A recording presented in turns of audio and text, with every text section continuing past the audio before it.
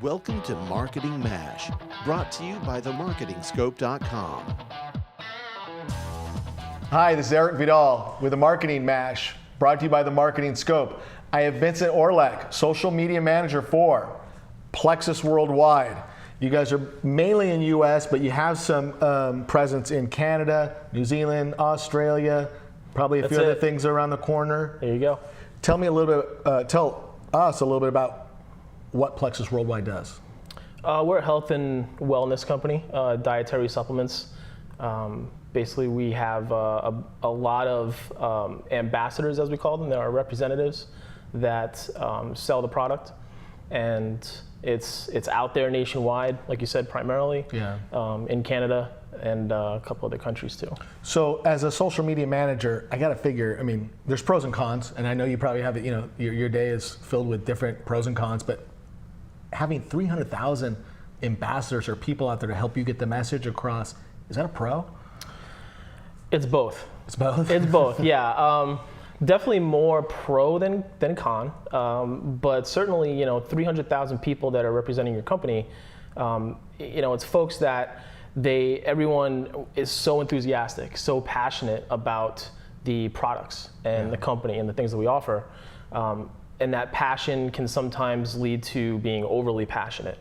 And not everyone necessarily has the same marketing style. So when you say overly passionate, it sometimes maybe gets too salesy? It can, yeah. And I would say that's something that happens industry-wide. So definitely not with just us. I mean, pretty much any company that's in this industry is a victim of that, where the people that represent them are not always doing things that are the best for the company, even though in their intention it is. It may not be. Well, I know at your company, you guys have these kind of marketing kits, and do you guys have maybe messaging in there as well to help some of these people? Absolutely. We educate our ambassadors.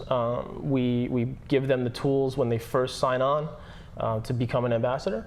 And then as they're going through their journey throughout the company, throughout the ranks, we are continuing to educate them. Part of that is included in my job as social media manager. It's twofold. So I'm representing the company online, managing the brand, but also educating the ambassadors on the best practices and those types of things with social media. So, as in marketing, there's the marketing mix, and it's trying to find out what the right mix is for your company and your group. And for social media, as a social media manager, what's your tool mix? What are some of the, besides, I assume podcasts, he loves podcasts. I do. So I assume that's part of the mix. But what else is part of the mix? What are the tools you're using to help you get your message out either on the front end or on the back end? Yeah, and with the podcast, that's more of a personal thing right now. Okay. I mean, I'm just a big fan of podcasts in general. So, on my end, kind of in the trenches, it's things like Buffer. The automation. I'm more a fan of some things over another. So I'm a big fan of Buffer. I use another tool, Twitonomy, for Twitter. I use TweetDeck. I use Google Analytics for sure is big. Even though I'm not the digital director or anything like that. Well, go back to the one before TweetDeck. What was it? What was it Twitonomy. So I don't know much about them. Explain a little bit about this company. Twitonomy is so I've been using them for about 2 to 3 years. It provides the analytics. You can go in and pretty much look anything up on Twitter that you want to find. You can find influencers. It has some of the elements of a lot of the different other tools, like a follower wonk from Moz. It has some elements of that. Got it. One of the things that I use it for that, believe it or not, is pretty important for me. It might even sound a little archaic to do something, download something on a piece of paper, but we do a tweet chat every Friday. And the tweet chat, it allows me to go in, print up the entire chat onto a PDF. Nice. And so I can, save it digitally or print it up. So. Nice. Thanks. I learned something. Yeah. So what are some, as a social media manager, it's not all a bed of roses, right? I mean, what are some of the challenges that you face? I mean, just day-to-day challenges. I think the biggest is the understanding of how it all works, and a lot of people think that, and not just within the industry, I mean, kind of all over the place, think that social media is easy. You can just step right in and, hey, do some tweets, put some Facebook posts up, and oh, look at all those things. Hey, make this go viral, you know? Well, so let's talk about that for a minute, because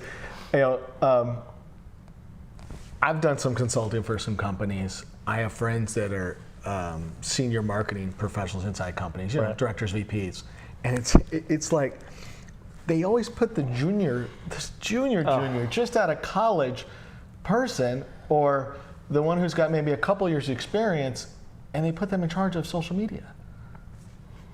And I know that not all companies are like that, but there's a big chunk of companies like that. When's that going to change? Yeah, you know what?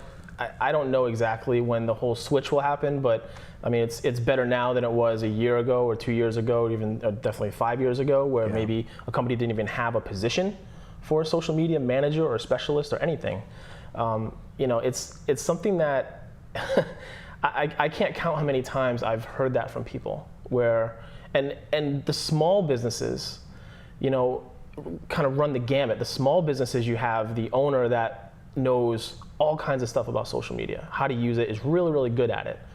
Then you have the other similar small business that, their 15-year-old nephew is, go do it. You're on Facebook. Yeah. You do Instagram. Yeah. Go do it. Yeah. So what's your Twitter handle so people can follow you? It's my name. It's just at Vincent Orleck, VINCENT ORLECK.